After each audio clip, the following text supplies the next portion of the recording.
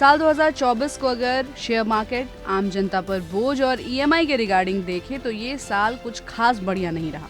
RBI के नए governor बने संजय मल्होत्रा को लेकर अब कुछ नई उम्मीदें दिख रही हैं। 2024 में तमाम उम्मीदों और रिक्वेस्ट के बावजूद आरबीआई की ओर से इंटरेस्ट रेट्स में कोई कटौती नहीं की गई।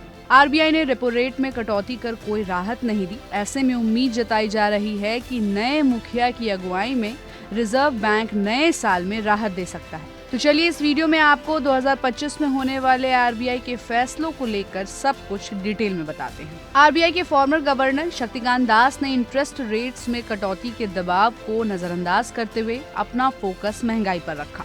अब आरबीआई के गवर्नर की कुर्सी पर संजय मल्होत्रा हैं। नए गवर्नर को जल्द ये फैसला लेना होगा कि क्या वो इकोनॉमिक ग्रोथ की कीमत पर महंगाई को तरजीह देना जारी रख सकता है। लेकिन अगर हम बात करें शक्तिकांत दास की, तो उन्होंने 2016 में नोटबंदी के फैसले पर न केवल सरकार का साथ दिया बल्कि उसके बाद देश की इकोनॉमी को संभाला। कोविड के बाद जहां बड़े बड़े देशों की इकोनॉमी हिल गई, दास ने देश की इकोनॉमी को न केवल संभाला बल्कि आगे भी बढ़ाया। देश की मॉनेटरी पॉलिसी को ऑपरेट करने के बाद सरकार ने रेवेन्यू सेक्रेटरी संजय मल्होत्रा को नया गवर्नर अपॉइंट किया है।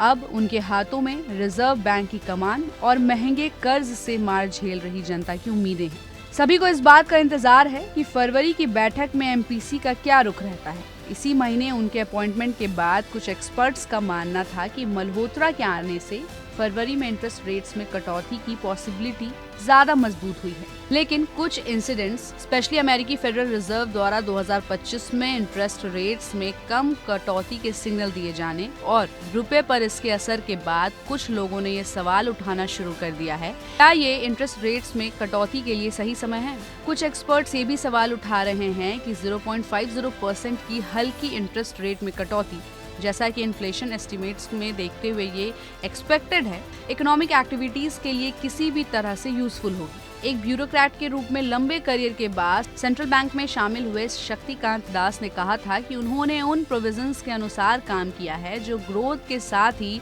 इन्फ्लेशन पर भी फोकस करते हैं। ऐसे में एक्सपर्ट्स का ये भी कहना है कि 2025 मार्केट के लिए ज्यादा बेहतर साबित हो सकता है। लेकिन अगर हम रिजर्व बैंक ऑफ इंडिया की बात करें तो ये बड़ा सवाल उठता है कि आरबीआई के नए गवर्नर बने संजय मल्होत्रा 2025 में आम जनता के लिए क्या ऐसा फैसला लेंगे जो उनकी पॉकेट पर असर नहीं करेगा। तो इस पर आपकी क्या राय है, हमें अपनी राय कमेंट बॉक्स में दें और ऐसे ही अपडेट्स के लिए देखते रहिए गुड रिटर्न्स। हमारे चैनल को लाइक और सब्सक्राइब करना बिल्कुल भी मत भूलिएगा।